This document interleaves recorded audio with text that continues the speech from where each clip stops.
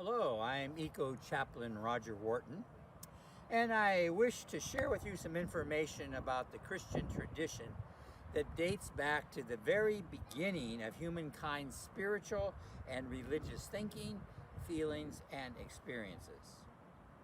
It comes down to us as what scholars call the book of nature, and it is actually the root of our Bible. All of nature was the first manifestation of God, and it was the initial way that people encountered God. The people of the land saw God's revelation in and through the phenomena of creation.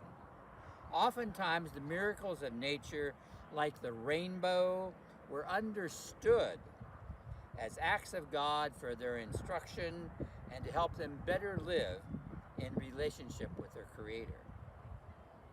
The Lord Creator was literally present to these people in the rain that soaked their fields at night or during the day in their desert land.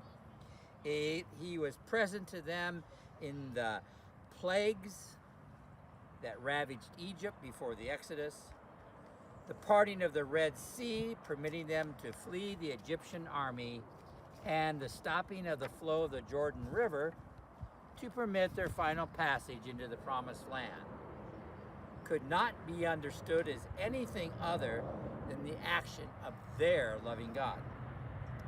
These earth-centered people often use natural metaphors as teaching tools to help them better understand their relationship with God and how to live a holy and righteous life. Actually, many of the parables of Jesus fall into this tradition of the biblical nature wisdom. Here is one example of a nature wisdom proverb from the Hebrew scripture, from the book of Proverbs, chapter 6. It goes something like this. Idler, I prefer to say lazy bones, so we'll change it. Lazy bones, go to the ant. Ponder her ways and grow wise.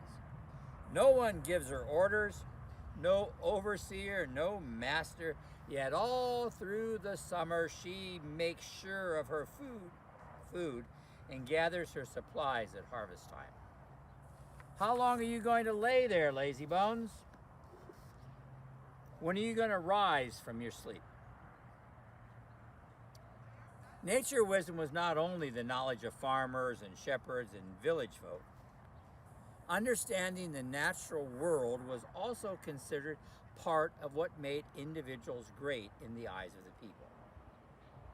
King Solomon, reputed to be the wisest person in biblical literature, is described as a sage of nature wisdom. As a child, Solomon prayed for wisdom so that he might truly rule God's people wisely. What follows then is an edited description of Solomon's wisdom, which is found in the book of 1 Kings, chapter 3. The Lord God gave Solomon immense wisdom and understanding, and a heart as vast as the sand of the seashore. This wisdom of Solomon surpassed the wisdom of all the sons of the East and all the wisdom of Egypt. He was wiser than any other. He composed over 3,000 proverbs, and his songs numbered 1,005. Now get this part. And he could talk about plants from the cedars of Lebanon to the tiny hyssop growing on the wall. And he could talk of animals and birds, and he could talk of fish and reptiles. People from all nations came to hear Solomon's wisdom. So today, be like Solomon and learn from nature.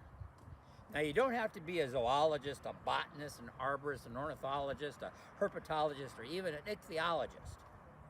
But study will make your enjoyment of nature deeper, and perhaps it'll help you be more receptive to the insights and inspiration of the Holy Spirit.